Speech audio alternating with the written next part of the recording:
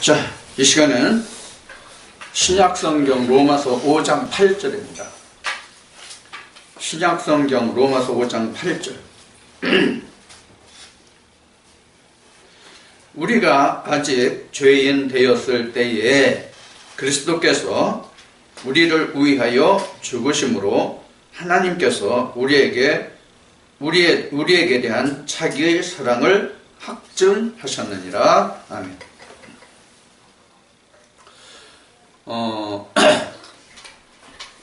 기독교에서는 지금 이 로마서 5장 8절에 기록된 이 사랑이라는 말, 아마 이 말이 아마 기독교에서 가장 많이 사용되는 언어 중에 하나가 아닐까, 그런 생각이 되네요. 그다음에 불교에서는 이 사랑이라는 말 대신에 뭘 사용하는가 하면 자비를 사용합니다. 자비라는 말을. 자비를 베풀었다, 적선을 베풀었다, 이런 식으로 얘기하죠. 우리는 사랑을 베풀었다, 이렇게 얘기하죠. 그래서 우리가 기독교 그러면 하나님의 근본 사랑, 이렇게 우리는 말을 하죠. 그래서 우리가 성경의 근본은 사랑이다, 이렇게 말합니다. 즉 하나님의 속성이 사랑이다, 이렇게 얘기합니다. 여러분들 그 속성이라는 말 들어보셨죠? 속성.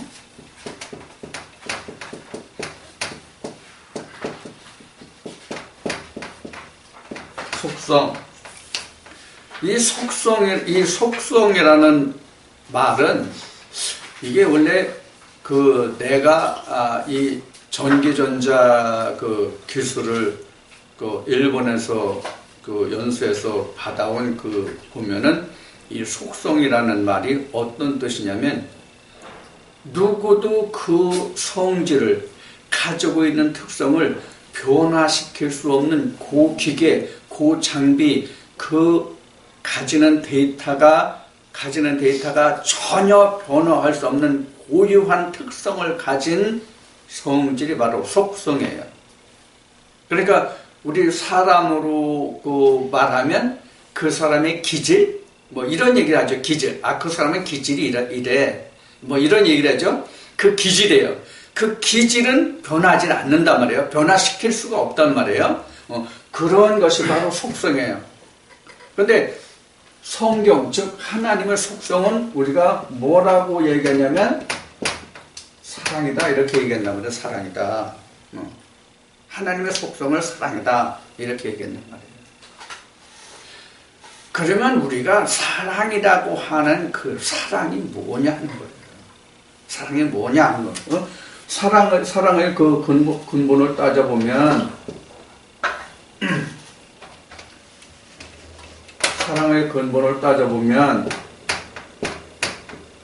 사랑이라는 근본은 인간적 사랑이 있어요. 인간적 사랑, 그 다음에 신의 사랑, 이렇게 둘로 나눠볼 수 있겠죠. 그런데 성경에서 말하는 사랑과 인간적으로 말하는 사랑을 우리가 혼돈해서 사용하면 안 돼요, 사실은. 이거를. 그런데 인간적인 사랑은 사실 정확하게 이야기하면 뭐냐면, 육체와 감성 두 가지로 말할 수 있단 말이에요. 인간적인 사랑은 육체적인 사랑과 감성적인 사랑, 즉 마음으로 하는 사랑, 육체적으로 하는 사랑, 둘 다를 우리가 사랑이라고 통틀어서 말할 수 있겠죠. 그런데 사실 실질적인 사랑은 육체에서 시작하는 것이 아니라 사실 마음에서부터 시작해서 육체로 전이 된단 말이에요. 인간의 사랑은. 자, 그럼 하나님의 사랑은 어떤가를 한번 보자고요. 하나님의 사랑이 뭐예요? 우리가 신의 사랑이라니까 하나님 외에 다른 신을 말하는 게 아니에요. 제가 신이라고 한 것은 하나님을 말하는 거예요. 그럼 하나님의 속성 중에 그 사랑인데, 하나님의 사랑은 뭐가 있냐는 거예요. 하나님의 사랑은 뭐가 있을까요? 우리가 흔히 말하는 아가페가 있어요. 그러면 하나 뭘 집어넣을까요? 필레오. 아가페와 필레오. 이 두 가지로 말할 수가 있어요. 자, 지금 아가페와 필레오를 인간적인 사랑에서 육체의 사랑이 먼저 마음, 이 감성, 이 마음에서 발원해서 육체로 전이된다. 이렇게 말씀을 드렸죠. 자, 그럼 하나님의 사랑은 어떻게 될까요? 아가페로 시작해서 필레오가 된다는 사실을 우리는 잊어버리면 안 됩니다. 이거 꼭 이해하셔야 됩니다. 이건 이제 그 요한복음 21장에 주님과 베드로가 그 나눈 대화 중에 예수님이 부활하신 후에 승천하시기 전에 베드로와 예수님이 두 양자 간에 하신 말씀 중에 사랑과 아가페와 필레오가 나와요. 아가페와 필레오가 정확하게 이해할 필요가 있어요. 자, 이와 같이 구분이 되거든요. 그래서 이것을 하나님의 아가페와 필레오를 정확하게 구분한다면, 정확하게 표현한다면, 구분이 아니라 표현한다는 쪽이 맞겠죠. 정확하게 아가페와 필레오를 표현한다면 이런 거예요. 사람으로 표현해서 마음에서의 사랑이 발전해서 육체까지 연결되잖아요. 그래서 결혼을 하잖아요. 자, 이와 마찬가지로 하나님의 사랑이 감성, 마음으로 이해가 됐고 깨달아서 그것이 내 신비에 새겨지면 그게 필레오 사랑이에요. 이해가 됐어요? 그럼 우리가 말하는 성경이 말하는 진짜 사랑이 뭐가 진짜 사랑할 것 같아요? 뭐가 진짜 사랑할 것 같아요? 아가페와 필레오 중에서 필레오예요. 필레오. 반드시 우리는 필레오가 있어야 그 필레오 속에 들어있는 아가페를 다시 전해줄 수 있는 거예요. 이거 제가 생각할 때는 굉장히 중요한 얘기예요. 여러분들 잘 기억해 두시기 바랍니다. 자, 이 필레오라는 것이 뭐와 같으냐면 이거와 같아요. 요한복음 1장 14절. 요한복음 1장 14절. 말씀이 육신을 입는다.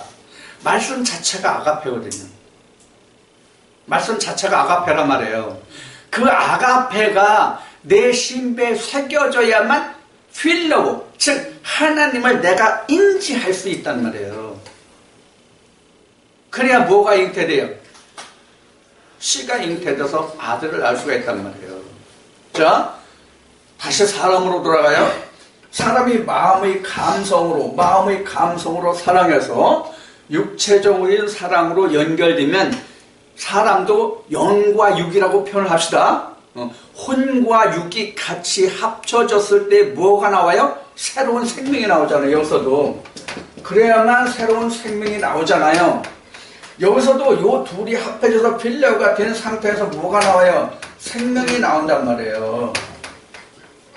생명이. 그러면 하나님이 우리에게 말씀하시는, 지금 사도 바울이 로마에 편지한 로마서 5장 8절에서는 사랑을 뭐라고 표현하고 있어요? 뭐가 사랑이라고 표현하고 있어요? 지금 로마서 5장 8절에는 뭐가 사랑이라고 그래요? 사랑이란 뭐예요? 사랑이란 지금 로마서 5장 8절에 의미하는 사랑은, 설명하는 사랑은 뭡니까? 죽으신 그리스도께서 우리를 위하여 죽으신 것. 이 5장 8절을 정확하게 이해하려면 지금 앞에 5장 6절 7절을 이해해야 돼요. 5장 6절 7절 이해해야 돼요. 그 5장 6절 거슬러 올라가서 봅시다. 6절 5장 6절 같이 봅시다. 우리가 아직 연약할 때의 기약대로 그리스도께서 경건치 않은 자를 위하여 죽으셨도다. 여기서 연약하다는 뜻이 뭐예요? 여기서 연약하다는 뜻이 뭐예요? 연약하다고 하는 우리가 사전적 의미는 다 자라지 못해가지고 이것이 튼튼하거나 강하지 못한 것, 아니면 병 들어가지고 나약한 것, 이러한 것이 바로 연약한 거죠. 식물로 말하면 예를 들어서 그늘에서 자랐다. 햇빛을 보지 못하고 그늘에서 자랐다. 그러면 아이고 이거 참 연약한 새싹이네, 이런 식으로 우리가 말한단 말이에요. 그래서 연약하다는 얘기는 스스로 자라고 씨 맺기가 힘든 상태가 연약해요. 우리가 세상적인 언어를 보면. 그러면 여기 지금 바울이 로마서 5장 6절에서 우리가 연약할 때라고 하는 이 연약이 뭘 의미하냐면 죄 가운데 있는 것이 연약이에요. 죄 가운데 있는 것이 연약이란 말이에요. 죄 가운데 있는 것이. 그럼 우리가 언제부터 죄 가운데 있었어요? 우리가 성경에서 말하는 창세기 아담 말고, 창세기 3장에 타락한 아담 말고, 하와 말고, 우리 현재 이 시대를 살아가는 우리에게 있어서 연약한 것이 언제부터 연약한 거냐고. 언제부터 연약한 거예요? 세상에 있을 때, 유전일 때, 하나님의 율법일 때, 어느 때입니까? 세상에 있을 때 내가 연약하지 않아요. 네. 유전에서도 내가 연약하지 않아요. 언제 와야 내가 연약한 걸 알아요? 모세 율법에 와야 내가 연약한 것을 아는데, 그러면 지금 내가 말한 모세 율법, 하나님의 율법에 오면 내가 연약한 걸 알까요? 알까요? 모를까요? 사실은 모릅니다. 우리가 지금 로마서 5장의 이 말씀, 아니면 로마서 모든 말씀을 내가 깨닫기 위해서는 내가 어떻게 해야 이 말씀을 깨달을 수 있냐면, 내가 이 말씀을 기록한 저자, 기록자의 입장으로 내가 들어가 봐야 된단 말이에요.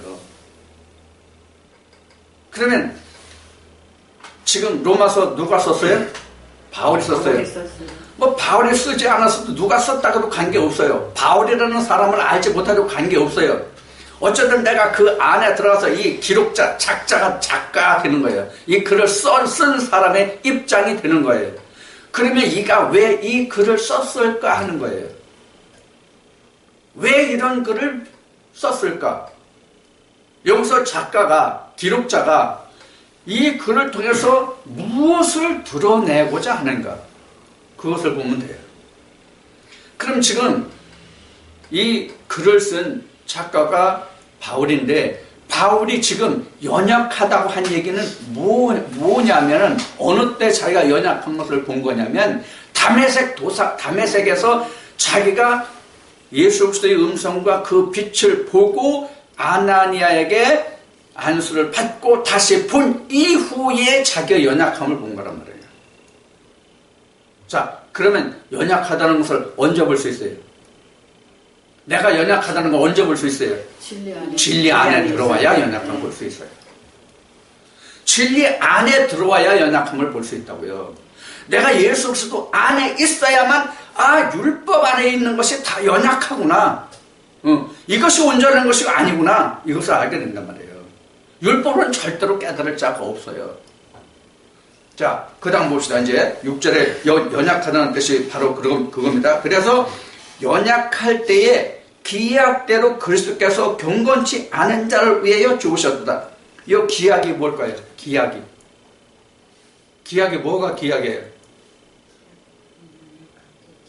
정한 때. 예수 그리스도의 오신 그 정한 때예요. 정한 때. 이게 그러니까 카이로스예요, 이게. 정한 때란 말이에요. 연약함의 그 마지막 때가 정한 때란 말이에요. 여기서 기약한 때란 말이에요. 기약한 때. 그 정한 때에 이르러서 주께서 나를 위해서 죽으셨다고 얘기해요. 그런데 이 연약한 상태를 지금 7절에서 다시 바울이 설명해요. 뭐라고 설명하는지 봅시다. 의인을 위하여 죽는 자가 쉽지 않고, 의인을 위하여 죽는 자가 쉽지 않고, 그 다음에 선인을 위하여 용감히 죽는 자가 혹여 있거니와, 그 다음에 이어지는 말씀이 8절이에요. 그러니까 지금 바울이 연약할 때에 예수 그리스도께서 경건치 않은 자를 위해서 죽으셨잖아요. 그런데 어떤 사람을 위해서 주께서 죽어주셨느냐 하는 것을 설명하고 있는 거예요, 지금 바울이. 그런데 지금 보통 세상 일로 말할 때 보면, 세상 일을 보면 의인을 위해서 죽는 자가 쉽지 않고 선을 위해서 용감히 죽는 자가 혹 있는데, 8절에 이어지는 건 뭐예요? 우리가 아직 죄인되었을 때, 연약한 상태에 있을 때 주께서는 우리를 위해서 죽으셨다. 이것이 사랑이다. 그럼 사랑의 정의가 뭐예요? 주께서 죽으심으로 내가 살 수 있는 것이 사랑인데, 내가 의인이나 선인이 아닌 죄 가운데 있는 사람을 예수님이 보증을 서주셨다, 그거예요. 그것이 사랑이라는 얘기예요. 나는 죄 가운데 있는데 주님이 죄를 보증하시고 죽어주셨기 때문에 예수님이 내 위에 덮임 받아서 그 피를 덧입어서 나는 죽지 않고 의에 이룰 수 있는, 믿음에 갈 수 있는 길이 열렸다, 그 얘기예요. 자, 이러한 예가 언제 있었습니까? 지금 바울이 고백한 증거하고 있는 이 말씀은 자기 이야기거든요. 결국은 바울 자신이 내가 이러한 과정을 거쳐서 내가 이 자리에 이르렀다. 이 자리가 어느? 사랑의 자리, 생명의 자리에 이르렀다. 그 은혜가 이러이러한 것이다. 이것이 바로 하나님이 내가 죄인 되었을 때 예수 그리스도를 내 앞에, 내 위에 죽게 해줘서 내가 그 은혜를 힘입어서, 그 보혈을 힘입어서 내가 의에 이룰 수 있는 길을 열어주셨다. 이 보증을 해주셨다. 이걸 얘기하는 거거든요. 이걸 바울이 깨달은 거란 말이에요. 자, 그러면 지금 바울이 여기 증거한 이 증거를 증거할 수 있는 말씀이 뭐냐고요? 응? 지금 사도 바울이 지금 자기는 그리스도로 인해서 이랬잖아요. 그럼 지금 바울이 사랑을 힘입어서 어떤 단계에 이르렀습니까? 어떤 단계에 이르렀습니까?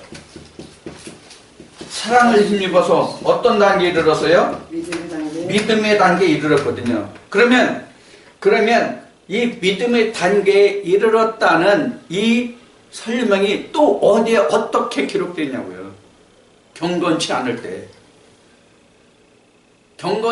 때에 믿음으로 붙들어졌다는 하나님의 사랑을 증거한 말씀이 또 어디 있냐고.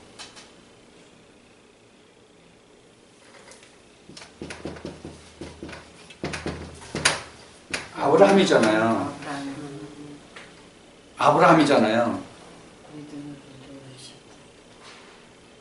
아브라함이 자기가 하나님을 믿어서 의에 이른 다음에 그가 하나님께 할례를 받고 너는 아브라함이 아니라 너는 아브라함이다.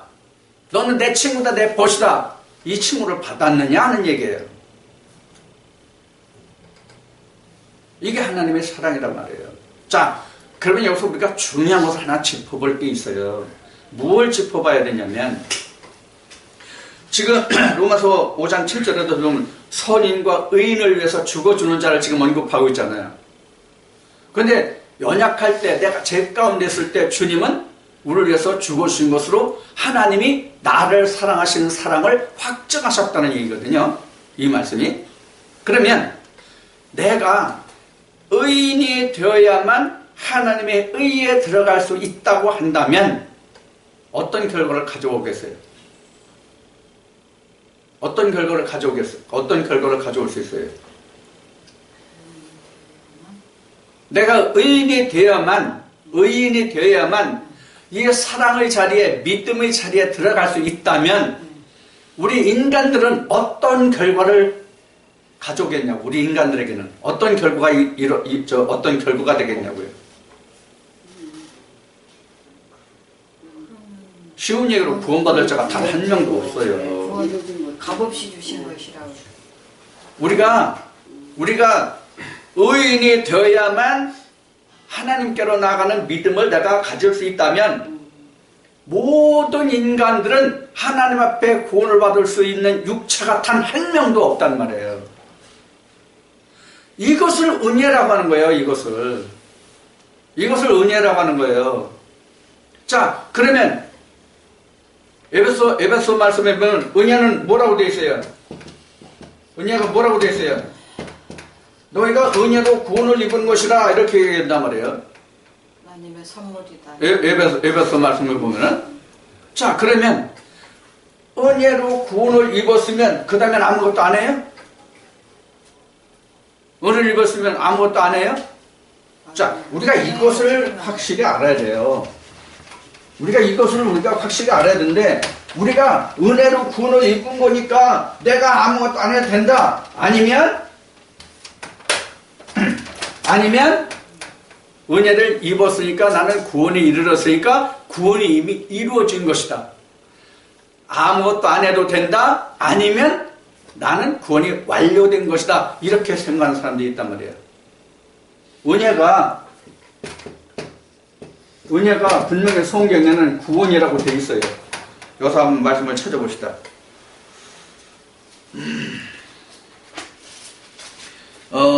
에베소서 2장 이게 몇 절이야? 5절이네. 2장 5절. 너희가 은혜로 구원을 얻은 것이라. 에베소서 2장 5절.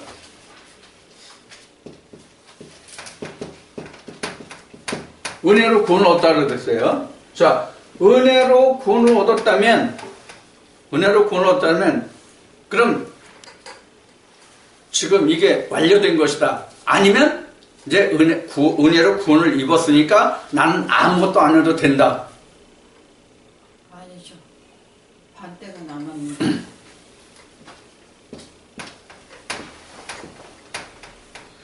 은혜라는 것은요 이런 얘기예요. 여기가 은혜예요. 여기가 뭐예요? 여기가 장막. 요단을 건너게 해주는 것이 은혜예요. 요단을 건너게 해주시는 것이 은혜라고요. 이해가 되셨어요? 이게 무슨 얘기지? 예? 요단을 건너게 하시는 게 은혜예요. 그럼 요단 건너가서 나는 가만히 있으면 돼요? 아니죠. 이제부터 천국 건설이에요. 이제부터 천국 건설이라고. 요단강 건너면서 내가 천국을 건설해야 돼요. 자, 내가 은혜를 입어서 요단을 건넜어요. 여기가 구원의 장소잖아요. 가나안이 구원의 장소잖아요. 이해가 됐죠? 네. 가나안, 천국 건설, 여기가 구원의 장소예요. 여기에 이제 들어오는 자격만 줬단 말이에요. 지금 여기가 율법이잖아요. 요거는 연약해요. 연약해서 할 수 없어요. 이 말씀같이 연약해서 내가 아무것도 할 수 없어요. 응? 근데 주님이 십자가로 뭘 했어요? 휘장을 찢어주셨기 때문에 내가 여기로 들어갈 수 있었다는 이것으로서 하나님이 우리에게 사랑을 확증하셨다는 얘기거든요. 그러면 요단강을 건너갔어요. 요단강 건너갔으면 아무것도 안 해도 되느냐 하는 얘기를 그래서 하는 얘기예요. 은혜라고 은혜해서 내가 구원을 입었지만 이제 이것은 지금 말한 것 같이 천국 건설의 시작이에요. 천국 건설의 시작이란 말이에요. 요단을 건너간 것은 내가 이제부터 주님과 함께 천국 건설을 해야 된단 말이에요. 지금 여기 율법에 예수가 있어요, 없어요? 여기 언약할 때 예수가 있어요, 없어요? 여기 예수 있어, 없어요? 있어요. 질문이 어렵나? 어려워요? 예수 있어요. 예수 있는데 뭐가 안 된 거예요? 예수가 있는데 뭐가 안 된 거예요? 드러나지 않은 거예요. 율법에서 여자에게서 나음을 받지 않은 거예요. 그게 연약한 상태예요. 지금 여기에서는 여자에게서 율법에서 나음을 받지 못했단 말이에요. 그런데 예수 그리스도가 죽은 자 가운데서 다시 살아나신 것을 깨달으면 내가 그것으로 은혜를 입어서 여기로 넘어온단 말이에요. 휘장이 찢어진단 말이에요. 휘장이 찢어진다는 뜻은 다른 말로 하면 뭐가 나타났다는 얘기입니까? 뭐가 나타났다는 얘기예요? 여기 휘장이 찢어졌잖아. 휘장이 찢어지면 뭐가 나타났어? 하나님 얼굴. 이게 고전 13장이란 말이에요. 이게 여기서는 뭐로 봤어요? 여기서는 거울로 봤잖아. 거울로 봤다가 휘장이 찢어지니까 거울이 깨지니까 뭘 봤어? 얼굴 봤어. 누구 얼굴 봤어? 예수 얼굴, 하나님 얼굴로 실상을 봤단 말이에요. 여기 그 거울로 허상을 봤는데, 여기 거울로 볼 때는 허상이라면 거울이 깨지면 실상이란 말이에요, 실상. 응? 그래서 제가 이 부분을 여러분들에게 설명드릴 때 뭐를 예화로 들었어요? 춘향이. 춘향전. 춘향이가 옥에서 꿈을 꿨어. 춘향이가 어디 있어? 여기가 옥이잖아. 여기가 지난 주에 공부했어요. 여기가 옥이란 말이에요. 옥에서 꿈을 꿨어. 근데 거울이 깨져. 거울이 깨져 꿈에. 그래서 해문관한테 가서 물어봤어. 이게 뭔 꿈이냐 도대체? 이게 악몽이냐 길몽이냐? 야, 춘향아, 이거 길몽이다. 이도령 온다. 이도령 왔잖아. 거울 깨지는 게 이도령 왔잖아. 실상이 왔잖아. 거울로 보다가. 자, 거울로 본다는 얘기는 뭐예요? 거울로 본다는 얘기는 뭐예요? 거울로 본다는 얘기. 요즘 거울로 본다는 얘기는 뭐예요? 계시예요, 계시. 그렇죠? 이 계시를 지난주에 에베소인가? 갈라디아서인가? 그 말씀에서 갈라 3장에 했죠. 그래서 계시란 말이에요. 정한 때까지 계시는 실상이 이거잖아요. 실상이. 이걸 계시는 거잖아요. 정한 때, 이 정한 때가 여기죠. 이 정한 때가 되면, 그러니까 이 율법에서도 차츰 이렇게 채워 올라온다고 생각하시면 돼요. 이렇게 채워 올라와야 정한 때까지 이르잖아요. 그럼 여기서 예수 그리스도가 죽으신 것이 나를 위해서 죽으신 것을 내가 깨닫게 되고 그 실체를 보게 되면, 지금 바울이 지금 로마서 5장에 기록한 이 말씀을 나도 똑같이 증거가 돼야 된단 말이에요. 그러니까 성경은 옛날에 있었던 일이 아니라 창세기에서부터 요한계시록까지 내가 다 겪고 거쳐야 할 일들이라고 얼마나 여러분들에게 말씀을 드렸어요. 내가 다 해야 될 일이에요. 좋은 거 나쁜 거 막론하고 내가 다 그것을 해봐야 된다고요. 그래야 뭘 알아요?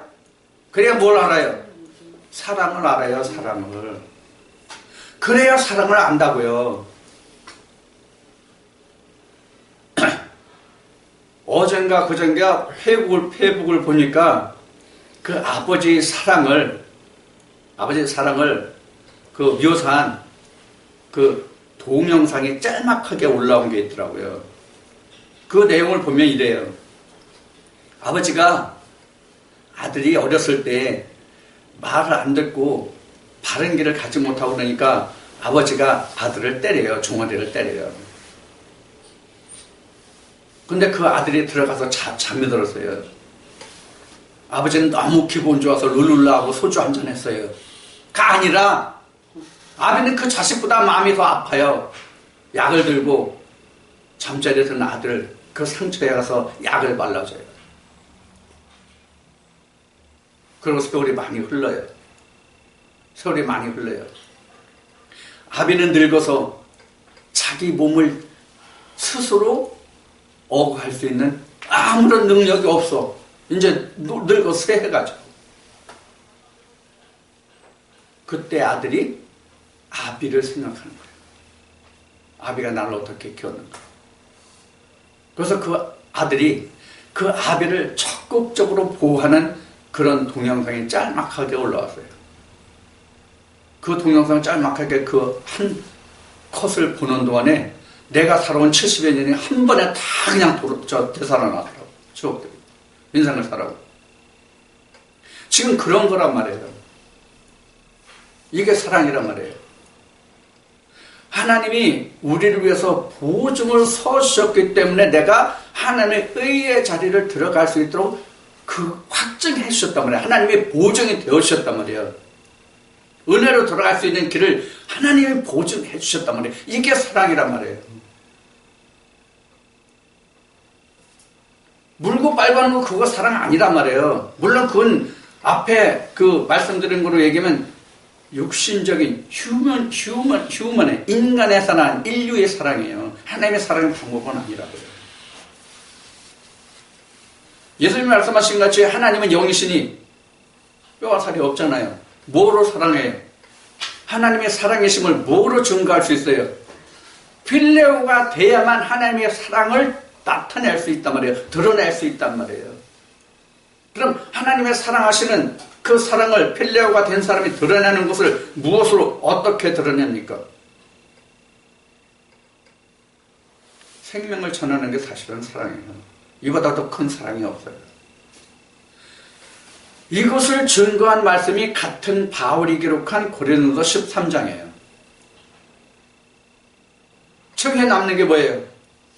가장 큰 게 뭐냐고요? 사랑이죠. 다 깨져요. 다 없어져요. 예언도 패하고 지식도 패하고 방언도 패하고 다 패해요. 뭐만 남아요? 믿음, 소망, 사랑 중에 제일 사랑이라고 그랬죠? 그러면 믿음, 소망, 사랑 이렇게 다 나와요. 이 믿음, 소망, 사랑 이 합하면 이게 뭐예요? 이 믿음, 소망, 사랑을 합해서 말하면 뭐예요 이게? 그게 사랑이에요. 이게 생명이라고요. 생명. 이게 사랑이에요. 이것을 주는 거. 이것을 주는 게 사랑이에요. 그래서 사랑이라고 하는 것은 하나님이 나를 사랑하신 것 같이 너희도 이웃을 사랑하고 형제를 사랑하라. 그 얘기는 내가 너에게 생명을 준 것 같이 너도 다른 형제에게 그 생명을 줘라. 이보다 더 큰 사랑은 없는 거예요. 성경에 이런 말씀이 있습니까? 친구를 해서 죽는 그 사랑보다 더 큰 사랑이 없다? 있습니까? 있나 없나? 있습니다. 난 모르겠네. 친구가 누가 친구예요? 예수님이 누구 보고 친구라고 그랬어요? 제자. 너는 나의 친구라. 내 계명을 지키면 너는 나의 친구라. 그럼 친구를 해서 죽는 게 누구를 위해서 죽는 거예요? 결국은 주가 나를 위해서 죽으셨으니까 이제는 내가 죽을 차례란 말이에요. 이것으로 우리는 하나님이 나를 보증하신 그 사랑을 나도 확증하는 거예요. 근데 이걸 내가 할 수 있냐고. 내가 할 수 있냐고. 지금 내가 하나님께 묻고 있는 것이 하나 있어요. 지금 여러분들과 사랑을 지금 나누고 있지만, 사랑이라는 이 말씀을 주제로 나누고 있지만, 내가 진짜 지금 다시 묻고 있어요. 하나님, 사랑이 뭡니까 도대체? 뭐가 사랑입니까? 내가 지금 다시 하나님께 묻고 하나님과 지금 대제를 하고 있는 게 바로 사랑이야. 다시 지금 하나님께 묻고 있는 게. 아직까지 얻은 답은 지금 여러분들과 나누는 이 말씀이 답이에요. 다음 주에 다시 주일날 다시 로마서 8장으로 여러분들과 함께 이 말씀이 다시 증거될 거예요.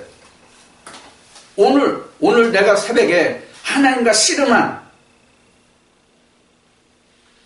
말씀이 이 사랑이에요. 뭐가 진짜 사랑이냐?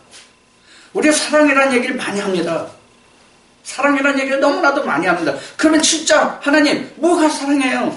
난 사랑 지금까지 이렇게 알고 있어요. 하나님이 그걸 말씀하셔서 내가 이것을 사랑이라고 하지 않았어요. 하나님이 내게 무엇으로 깨닫게 하시고 보여주신 사랑이 이거예요? 그러면 하나님 내가 이것을 사랑이라고 했는데 이렇게들 이야기하네요. 그럼 이 말과 아버지께서 내게 보여주신 계시 말씀과 무엇이 같고 다르고 어떻게 해야 진짜 아버지의 사랑입니까? 이것을 내가 하나님께 지금 다시 묻고 있는 거예요. 왜? 왜 묻고 있을까요? 나도 그 사랑이 확증돼야 나도 지금 이 말씀에 사도 바울이 증거하듯이 나도 그 사랑을 확증할 수 있잖아요. 그렇지 않으면 모든 것이 입술로 끝나고 말아요. 실체가 없어요. 그러면 사도 바울이 고린도전서 13장에서 증거한 말씀과 같이 사랑 아무리 내가 아침에 잠에서 깨어서 잠들 때까지 아니면 잠자는 시간까지 사랑을 부르진다고 할지라도 그 사랑은 소리나는 구리와 꽹과리란 말이에요. 지금 나한테 숙제가 생겼어요. 하나님한테. 사랑은 도대체 뭡니까? 여러분들 사랑이라는 것을 얼마나 여러분들 생각해 보셨는지 모르겠어요. 저는 사실 사랑이라는 것을 많이 생각해 봤습니다. 왜? 제게 돌아오는 공격의 화살이 사실 그동안 상당히 많았거든요. 그때마다 하나님께 물었거든요. 사랑 뭡니까? 지금 다시 또 묻고 있는 거예요. 몇 번째인지 몰라요, 사실은. 내가 하나님께 사랑을 물었던 것이 조금 전에 말씀드렸던 아가페 필리오 때문에 내가 많이 물었을 거야, 하나님한테. 어떻게 해야 사랑입니까? 우리 아가페 사랑할 수 있을까요? 우리 인간과 인간이 아가페로 사랑할 수 있을까요? 안 됩니다. 안 됩니다. 왜 안 될까요? 아가페를 사랑할 수 없는, 우리 인간이 아가페를 사랑할 수 없는 것이 왜일까요? 왜일까요? 그것을 알아야 돼요. 왜 못하는지를. 자, 우리가 인간이 아가페 사랑을 아가페가 가능한가? 지금 여러분들 아니라고 그러세요? 네. 노라고 그러세요? 저도 놀았는데 한 표입니다. 왜 그럴까요? 죽을 수 없으니까 육체로. 죽을 수 없는 것도 하나의 답이고 하나의 길이겠지만 이 아가페로 우리가 아가페로 사랑할 수 없는 것이 뭐냐면 바로 내가 아가페를 느끼지 못합니다. 이거 성경으로는 최휼이라고 그래요. 최휼이라고 그래요. 이 최휼이 참 이게 의미가 깊은 말이에요. 이게 한문으로 보면 이게 최휼이거든요. 자, 이 최휼할 수 없으면 아가페를 말할 수가 없단 말이에요. 아가페는 0과 0이에요. 아가페는 0과 0이란 말이에요. 최휼은 0과 6이에요. 자, 그래서 여러분들 이제 다음 주일에 다시 로마서 8장에서 이제 하겠지만은, 자, 06을 봅시다. 뭐가 06이에요? 자, 우리가 이렇게 보면 이거는요 사락스고요, 이거는 소모하고요, 이건 피우누마거든요. 그러면 06이 어디가 06이에요? 여기가 0이고 이게 6이에요. 성경에서 말하는 06이 이거예요. 그런데 요것만 가지고는 우리가 하나님 사랑을 몰라요. 모른다고. 여기까지 와봐야, 여기서까지 느껴야. 그래서 이게 최율이에요. 이거는 그 성경에 이제 표현한 대로면 이건 몸이고 이건 육신이에요. 육체, 육신. 그래요. 그러면 체휼한다는 뜻이 뭐냐면 몸으로 요건 뭐예요? 마음으로. 이건 뭐예요? 피로. 이런 얘기거든요. 그러니까 이게 몸, 마음, 피, 이게 다 들어간 거. 이게 요새 안에 요게 체휼이에요. 이렇게 해봐야, 체휼을 해봐야 내가 뭘 느껴요? 아가페라는 것을 말할 수 있단 말이에요. 내가 필레오가 돼봐야 거기에서 아가페를 내가 끄집어낼 수 있단 말이에요. 무슨 뜻인지 충분히 이해가 되셨어요? 그래서 우리가 사랑이라는 말을 많이 얘기하지만, 사랑을 하려면 말씀이 육신을 입어서 내가 그리스도의 사랑이 무엇인지를 내가 체휼해봐야, 하나님이 이게 사랑이야, 이렇게 말할 수 있단 말이에요. 내가 지금까지 하나님께 묻고 구한 것이 이거였단 말이에요. 그런데 다시 한번 또 묻고 있다는 걸 말씀드리는 거예요. 하나님이 또 어떤 말씀을 해주실지. 지금까지는 내가 몇 년 동안 하나님께 묻고 구한 건 이게 사랑이거든요.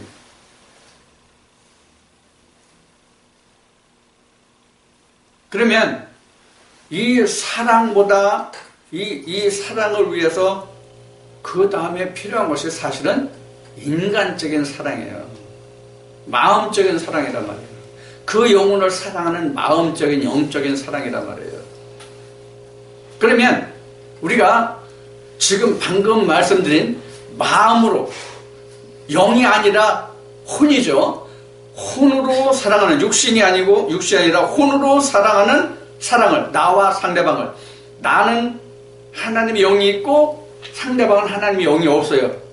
그러면 영이 없는 그 사람을, 혼과 영이 있는 사람이 혼으로 다가가는 그 자체가 인간적인 사랑이란, 마음으로 소통하는 거란 말이에요. 그 마음으로 소통해서 그 다음에 뭘 보냐면 영을 보는단 말이에요. 그러면 자, 마음으로 소통이 됐어. 그 다음에 영을 소통하려고 그래. 근데 상대방이 혼으로는 잘 소통이 됐는데 영으로는 소통이 안 된다. 배척한다. 부인한다. 안 받아들인다. 그럼 여러분들 어떻게 할래요? 어떻게 할래요? 이런 거예요. 포용, 용서, 품어줌, 품음, 이런 거예요. 이런 거를 어떻게 할 거냐 하는 거예요. 응? 먼저 방금 말씀드린 같이 혼적으로는 상당히 친숙하고 친밀해졌어요. 그래서 조심스럽게 영을 전했어요. 혼으로는 누구하고나 잘 통할 수 있잖아요. 물론 안 통할 수도 있지만 혼으로는 대체적으로 잘 통한다고요. 대체적으로 잘 통해요. 전체적이 아니라 대체적으로 잘 통해요. 그런데 영적인 얘기는 어때요? 영적인 얘기는 아주 잘 통합니까? 대체적으로 통합니까? 아주 안 통합니까? 아주 안 통하는 쪽이죠. 영적은. 그러면 그 말씀을 한 번 얘기해, 두 번 얘기해. 그래도 안 받아들여. 그럼 어떻게 해요? 어디까지 포용하고 용서하고 품어주겠냐고요.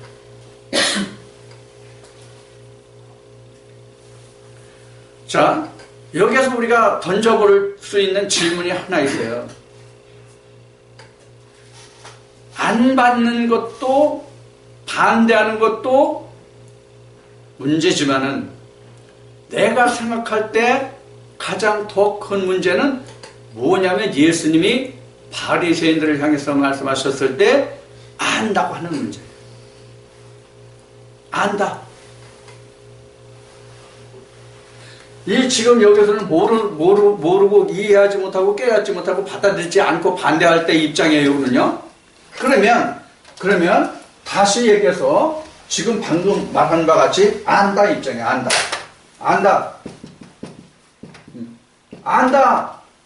이 입장에서는 어떻게 할 거냐. 안다. 그런데 안다고 하는데 아니야, 전혀 딴판이야. 삼천포구야. 예를 들어서 예수님이 날 때부터 소경인 자에게 그 말씀을 쭉 해 나가시면서 하는 얘기를 바리새인들이 옆에서 들었잖아요. 우리도 소경인가라고 물어요. 우리도 소경인가라고 묻는단 말이에요. 그러니까 예수님이 하시는 말씀이 뭐예요? 내가 본다니 내 죄가 그대로 있다. 이런 말씀하시죠. 이거 요한복음 9장의 말씀이에요. 자, 이렇게 예수님이 말씀하신단 말이에요. 그러면 예수님이 그렇게 말하는 바리새인들을 어떻게 했어요? 그 말씀에서 요한복음 9장에서 말씀해 보면 그 사람들을 어떻게 처리하셨어요? 포용하셨어요? 용서하셨어요? 품었어요? 얘들아, 그게 아니란다. 그게 이래서 이러고 이래야 된단다. 그리고 다시 말씀하셨어요. 어떻게 했어요? 결론이 뭐예요? 내가 본다니 내 죄가 그대로 있도다가 답이에요. 끄는 거란 말이에요.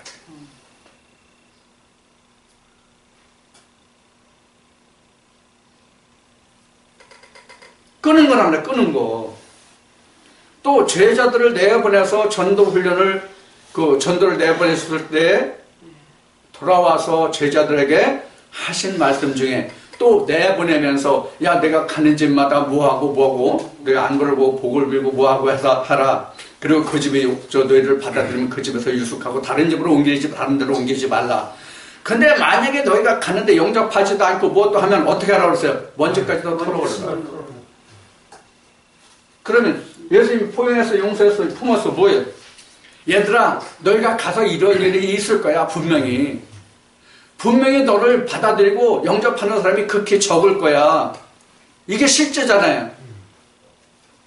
이러이러한 사람들이 적을 거야. 받아들이는 사람이 없을 거야. 그래도 너희들을 그걸 내치지 말고, 응? 너희들은 그걸 내치지 말고 잘 조용히 용서하고 포용하고 그들을 품어서 용납해서 그들이 이 복음을 받게 해라. 나 그 말씀은 아직까지 성경에서 못 봤어요. 아직까지는 내가 못 봤어요. 다른 어느 말씀에 기록되어 있는지는 모르겠지만 아직까지는 내가 그 말씀을 찾지 못했어요. 어디까지가 사랑인지 무엇이 사랑인지. 그래서 내가 다시 지금 하나님과 지금 씨름을 지금 시작한 거예요. 다시. 왜 씨름을 했을까요? 왜 여러분들에게 이 사랑이라는 말씀을 가지고 하나님과 다시 씨름을 시작했다고 할까요? 복음을 위해서. 그리고 내 영혼을 위해서 먼저는. 그래야 복음의 전도의 문이 걸림돌이 없을 거 아니에요. 그래야만. 이제 그것이 이제 말씀을 전하는 사람의 입장에서는 이게 문제란 말이에요. 나도요, 이걸 생각해 봤어요. 하나님하고 이 말씀을 내가 가지고 하나님하고 내가 이 말씀을 놓고 씨름할 때에 내가 이 생각을 했어요. 나도 인간적인 사랑이면 얼마든지 나도 할 수 있습니다. 나도 유부남이 될 수 있습니다. 유부남 알죠, 여러분들? 유난히 부드러운 남자. 인간과 인간끼리 하면 나도 유난히 부드러운 사람이 될 수 있습니다. 사실 나도 실없는 농담, 객적은 소리 내가 잘하거든요. 내가 그런 얘기를 하고 싶어서 하는 것이 아니라 사실은 그 상대방과 마주쳤을 때 내가 지금 허물어지고 깨져서 상대방과의 그 친밀감을 가지기 위해서 내가 헛소리를 잘하는 거거든요. 그래서 여러분들도 썰나간 말 그만하라고 여러분들도 얘기하지만요. 그런 내용을 놓고 본다면 우리가 진짜 성경에서 말하는 이 사랑을 굉장히 우리가 이해하기가 힘들어요. 우리가 나를 그래서 죄송합니다. 내가 볼 때, 나 자신을 생각할 때 굉장히 힘들어요. 여러분들하고 제 입장은 좀 다를지 몰라요. 왜냐하면 여러분들은 듣는 입장이라면 저는 전하는 입장이잖아요. 그러니까 내가 취해야 할 범위는 여러분들에 비하면 어쩌면 더 좁을 수도 있어요. 운신의 폭이 더 좁을 수도 있어요. 그런 의미에서 내가 하나님께 사랑이라는 것을 다시 묻고 있는 거예요, 지금. 그래서 오늘 이 아침에 하나님과 나눈 대화 중에 일부를 여러분들과 지금 함께 나눕니다.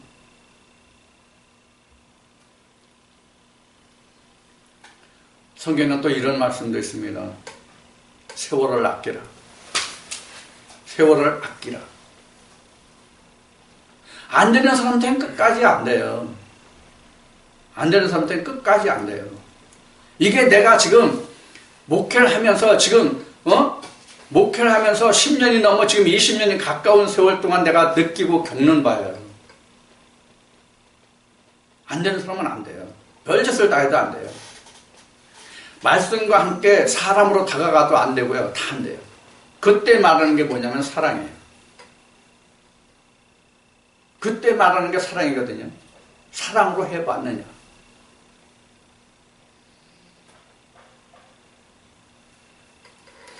자, 그래서 지금 우리가 지금까지 로마서 5장을 통해서 5장 6, 7, 8절 지금 3절만 놓고 지금 말씀을 나눈 거죠. 이 말씀을 놓고 봤을 때 이 사랑이라는 게 굉장히 참 힘들더라고요.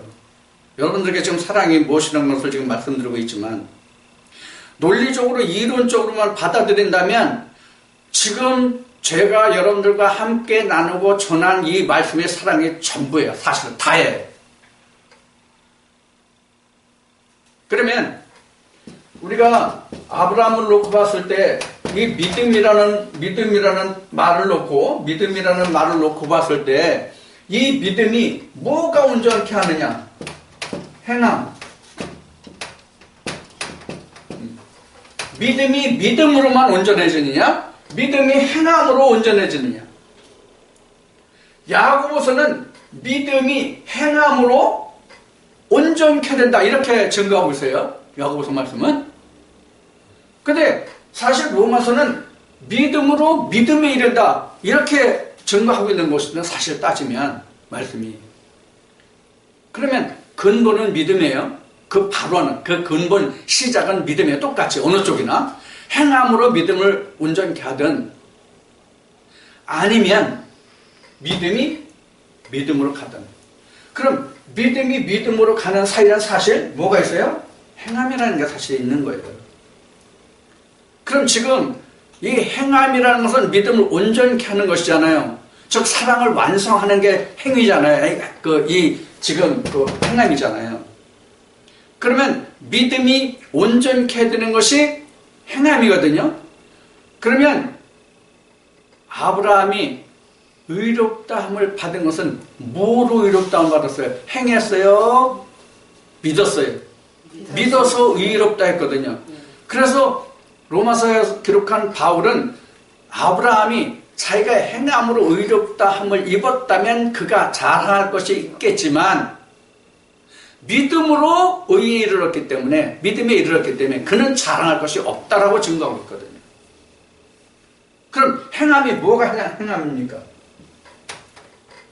행함이라는 것은 사랑을 이루는 것이 그 믿음이고 행함이거든요. 그러면 무엇이 행함인지를 한번 보자고요. 뭐가 행함입니까? 뭐가 행함이에요? 요 세 그림 봐서 어디가 행함입니까? 행함. 여기가 행함이에요. 여기가 사실은 행함이거든요. 그럼 행함이라는 게 뭐예요? 뭐가 행함이에요? 행함이 뭐예요? 말씀 성취가 행함이에요.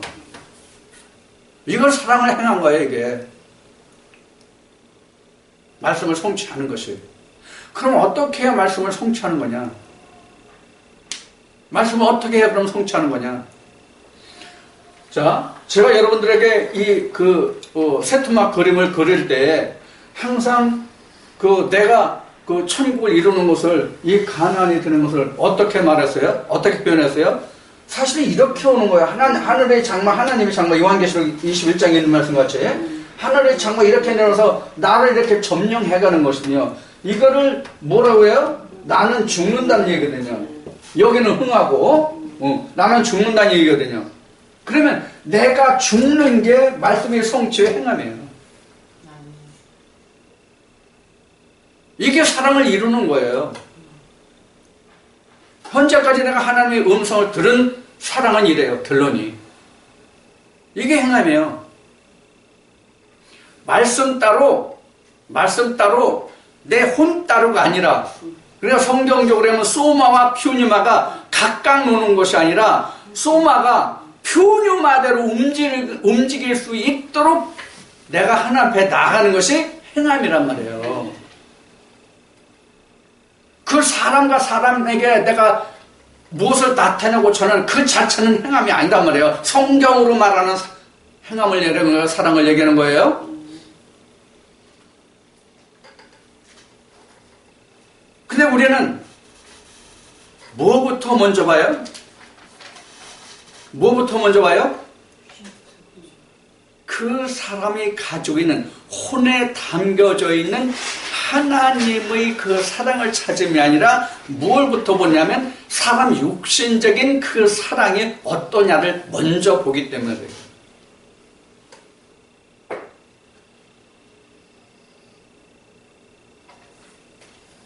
우리가 이것이 굉장히 중요한 부분이라고 봐요, 저는요.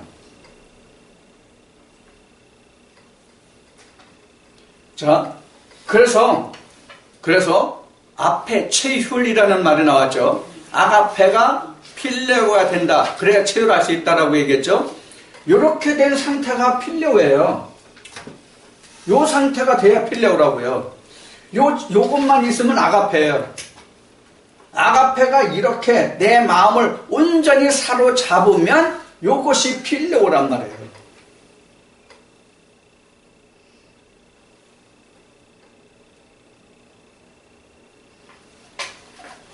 충분히 이해가 됐죠? 그래서 우리가 사랑을 나눈다, 행한다, 너희가 서로 사랑하라, 그러면 너희가 나의 제자인 줄을 알리라. 그 사랑이 이렇게 우리가 육신적인 사랑, 몸의 사랑이 아니라 육신적인 사랑, 이것을 우리가 사랑이라고 생각할 수가 있어요. 물론 이것도 사랑이에요. 그런데 사랑이라는 것은 사실 둘입니까? 하나입니까? 사랑이라는 것이 사실은 하나거든요. 그럼 인간이 남녀가 아무리 불타는 사랑을 한다 할지라도 하나 될 수 있어요? 언제나 둘이에요. 인간적인 육체적인 사랑은 언제나 둘이에요. 좀 죄송합니다만 남녀가 청춘 남녀가 결혼해서 사랑해서 지금 한 이불 속에 들어서 한 잠자리에 들어가세요. 그래서 둘이 서로가 사랑을 나눠요. 그럼 하나입니까? 반드시 둘이에요. 반드시 둘이라고. 그럼 사랑이 하나라는 말이 창세기 2장에 기록한 남자 여자 둘이 벗고 함께 있어도 부끄럽지 않다는 그 말이 적용이 되냐고요. 요게 하나예요. 이렇게 됐을 때 요것만 하나예요. 뗄 수가 없어요. 여기도 뗄 수가 없어요. 여기서도 다 뗄 수가 없어요. 셋이 합해서 하나다. 셋이 합해서 하나다. 요한일서. 요것이 사랑이에요. 요 자체가 사랑 완성이에요. 요 자체가 사랑 완성이에요.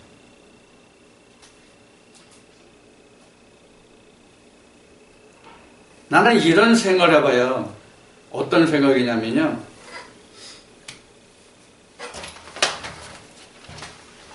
요 그림 다시 그릴게요. 지금은 하나가 됐잖아요. 혼과 영이 하나가 됐잖아요. 오히려 이렇게 혼적인 사람이 오히려 인간적으로 봐서는 사랑이 더 뜨겁다고 봐요. 나는. 내가 보는 견제는 혼적인 사람이 사랑이 더 뜨겁다. 물론 끼리끼리죠. 끼리끼리입니다. 분명히 끼리끼리예요. 다 혼적인 사람이 다 잘 통하는 거 아니에요? 예를 들어서 내가 모르는 사람하고 이렇게 만나서 혼적으로 그 사람 통합니까? 사랑이? 안 통하죠? 끼리끼리라는 얘기는 뭐예요? 세상 속담같이 가정은 개편이라는 말같이 그 부류들이 있잖아요. 그래서 한 교회 식구들이라도 한 절의 식구들이라도 사람이 많으면 그 중에서 서로 모이는 부류가 끼리끼리 다 다르단 말이에요. 그들끼리만 같은 큰 울타리로면 한 울타리 안에 있음에도 불구하고 그 울타리 안에서 또 울타리들이 있어서 그 작은 울타리 안에서 끼리끼리만 같다고 해요. 그런데 이렇게 된 사람들은 끼리끼리 없어요. 있을 수가 없어요.